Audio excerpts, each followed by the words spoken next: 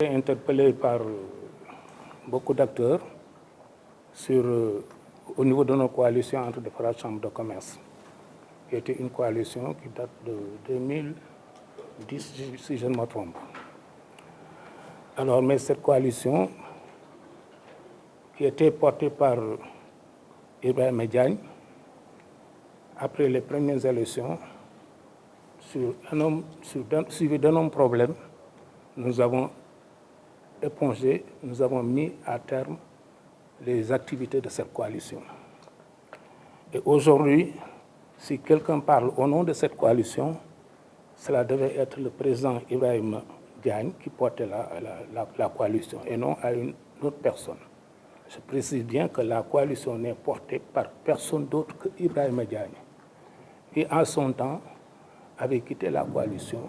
Et nous, restons membres de la coalition aussi, on avait cessé toutes nos activités. Donc je dis que c'est une coalition qui n'a jamais été portée par quelqu'un d'autre. À cet effet, évidemment, les membres de cette coalition se réunissent pour essayer de trouver un consensus pour de nouvelles élections. Et je pense qu'on est tous partants pour cela. Et la suite, maintenant, après une décision du ministère du Commerce, pour organiser, on sera prêt encore à renouveler nos activités. C'est en ces termes-là que je voulais m'exprimer pour dire que la coalition a été dissoute après la disparition de son président, qui était Ibrahima Diagne et personne d'autre. Alors, donc, nous, on était membres actifs qui suivaient toutes les activités, on avait fait toutes les campagnes, et aujourd'hui, cette coalition a disparu. Et maintenant, la suite, évidemment, quand on aura programmé des élections, nous porterons candidat, enfin nous aurons notre candidat à cet effet qui pourra quand même se défendre. Et c'est tout ce que j'avais à dire, pas pour apporter les événements qui sont passés au niveau de la Chambre de commerce, la suite et tout ça, ce n'est pas de notre compétence. Ce qui nous intéresse, c'est pour dire que la coalition n'est portée par personne d'autre que Ibrahima Diagne. Voilà, je vous remercie. mbooloo mi maa ngi nuyu ñëpp seen tur ak seen sant di gërëm la presse di gërëm aussi la chambre de commerce bi ñu fi dajale nii tey depuis suba pour waxtaan ci li nga xam ne lii moo ñu fi dajale di fàttali rek ne coalition ànd defar chambre de commerce dëgg la Ibrahima Diagne ko jiite woon waaye góor mi toog bureau lañ mës di réunir pendant des années fa lañ doon defee liggéey bi nga xam ne nii moom la ñu yaakaaroon ne buñ ko defaree chambre de commerce mel nañ ko bëggee woon yàlla def ñuy dox et affaire bi coow li bari président Macky Sall woote ca booba temps am ay apaisement yu mu ci demandé ak yu mu ci def donc ñun ñi nga xam ne ñoo taxawoon di fippu et am yu mu waxtaanee ñun ñu teg yëpp ci suuf booba lañ ci gëj a wax ci lañ ci gëj a def yàlla def année yi di dox ba président Ablaye Sow ñu teg ko fi muy présider la chambre de commerce woo ñi nga xam ne ñun ñu doon jàppanteeg moom mu waxtaan ak ñun aussi wan ñu ne liggéey bi ñoo ko bokk te loolu la réew mi soxla mu am ay poste yoo xam ne yi dugal génn na ko defal ay réforme ci biir chambre de commerce réforme yu important ba nga xam ne ñun li nga xam ne ñun ñoo nekkoon coalition bi ñëw nañ ànd ak diisoo parce que ñaari camp fa amoon diisoo ak ànd defaraat tey benn lañu buñ ne woon suba dañuy dem élection yi yaakaar naa ne dinañ laaj góor a avem laaj keneen avem mais yaakaar naa ne dinañ mën a waxtaan ànd ndax ñun ñëpp defar réew mi rek moo ñu tax a jóg loolu lañ bëggoon préciser wane nañ ñun décision de justice boo xam ne réew mi def na ko ñun ak waa commerce ñu fi fekk yëpp dañu taxaw pour mu appliquer wu loolu moo ñu tax a jóg xëccoowuñu dara laajuñu dara loolu dinañ ko wax ca fañ ko war a waxee te ñun ci loolu la ñu ànd ak équipe bi bureau chambre de commerce bi nga xam ne moom la ñu yendoo waxtaanal nii tey ñu ciy dolli nag ne gis nañu fan yii ci média yi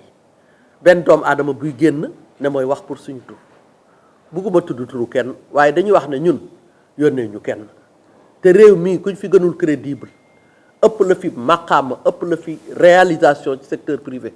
ëpp la ci réalisation ci société bi gën la fee dëkk gën la fee man yaakaar naa ne waruñu sàggan ba ngay wax ci sunu tur ñun ñu toog di la seetaan loolu lañ ne nañ ko rectifier presse bi itam wax dëgg yàlla am na ci yoo xam ne gis nañu ne ay propos yoo xam ne nit warul permettre nit sax mu toog di ko wax ci kaw beneen nit koo xam ne nekku fa nit fu mu nekkul kenn waru ko fa chargé di ko fa teg yenn kàddu yi jëmale ko ci chambre de commerce jëmale ko ci président bi donc ñun yaakaar nañ ne loolu lu war a dakk la dafa war a dakk ci nii wala ci nale bu fekkente ne kiy wax d'après jotaay bi yëpp ko wax ñu ne dañ koy yónni mais ki koy yónni na génn waxal boppam ki koy yónni na génn waxal boppam bu mu yóbbante ndax yóbbante galgal tasul làmb waroo ko fa ko wax te ñun ñu ngi taxaw fi ñu taxoon ñi fi nekk biir xam na leen ku ci nekk sa biir ak sa biti moom mi ñu yónni nag xam nga ku ñuy yónni doo fa nekk di perdre sa temps di wax ak moom ndax du ko mat donc looloo tax tudd ñu sax turam waaye yéen ñëpp gis ngeen télévision fan yi yëpp ku wax tudd chambre de commerce depuis 2010 rek benn nit bi la te moom rek ay ànd kon loolu la ñu amoon doon ko ci suuf di wane ne réew mi ñoo ko bokk ñun jàmm rek la ñu bëgg nañ autorités yu bees yi itam di ko tàmbalee ngërëm ci ministre du commerce bi nga xam ne mooy suñu tutelle ministre des finances bi itam gis nañ lettre am waaye loolu yëpp ci biir waxtaan la rek dañu bëggoon daal ñu xam ne ñun ñu ngi taxaw di xaar ay élection at yii yëpp ñu ngi wut élection waaye chambre de commerce du organiser élection loolu tam defe naa nit ñi war nañ ko xam c'est l'État qui organise les élections chambre de commerce ak acteurs économiques yi ñoo participer donc ñun ñu ngi toog di leen tàllal loxo di wax ne lépp loo xam ne lii mën nañ ko def ba chambre de commerce coow bii arrêté ñu am un visage véritablement d'un outil de travail parmi les premiers en Afrique de l'Ouest premier outil économique Afrique de l'Ouest chambre de commerce bii la depuis le 19e siècle kon ñun duñ ko yàq parce que ñun jàng nañu loolu donc loolu la ñu bëggoon daal vraiment autorité may ñu cër wax ne ñun ñu ngi d'accord ak ñoom ci il faut que ñu organiser des élections pour que ñu mën a rafetal kii bi di nuyu di ñaan nag parce que foofu la ñuy terminer sax conclusion bi loolu la ñun ñi nga xam ne dañ jóge ànd defaraat ànd dugg ci chambre de commerce ak waa bureau bi yëpp li ñu bëgg mooy décret d'application bi nga xam ne mu ngi ci yoon wi wala xawma décret de réforme apparemment ñun sax xam nañ ne chambre de commerce bi am na ay changements yu ci war a am doon nañ fi wax affaire chambre d'agriculture di wax ay chambre départementale chambre régionale réforme boobu ñun dañu bokk ci ñi ko accompagner bëgg ko donc réforme boobu la ñuy xaar bu réforme boobu génnee dinañ xam ku man dinañ xam ku am mbooloo dinañ xam ku am kenn parce que nag defe naa ne loolu ñun ku ne war na xam ne ñu ngi taxaw di ko xaar di tàllal loxo autorité yi itam di gërëm le président de la chambre président Ablaye Sow mi nga xam ne bi lii amee itam boobu ba tey mu ngi woote di laajte ma ne ko ñun ànd defaraat yónniw ñu kenn ku dem di wax ci suñu tur ak bindi lettre ak i këyit di sànni ci presse bi it yéen ñii ñëpp xam leen ne ñun yónniw ñu ko moo yónni boppam te instant boobu ñu bokk moom xalaatul sax mosu ko jiite mosul jege fañ ko jiite loolu la ñu bëggoon a wax rek te di leen sant di leen gërëm wasalaam